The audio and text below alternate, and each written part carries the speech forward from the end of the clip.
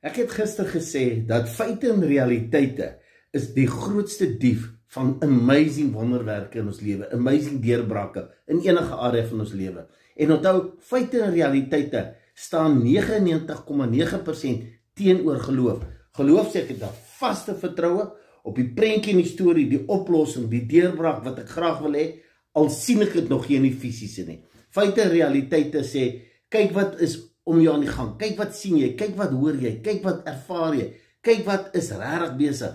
Die dokter het dit gesê, die bankbalans sê dit, die ekonomie sê dit, alles, al die bewyse staan teen jou. En nou het ek en jy 'n keuse waarop gaan ons fokus. Ja, hierdie is 'n oefenproses, maar dit gaan oor 'n vaste wete wat jy moet ontwikkel, 'n vaste oortuiging, dat daai volheid van die Godheid wat in my is in beheer, ongeag wat is die feite en realiteite, ek kan daarop staat maak.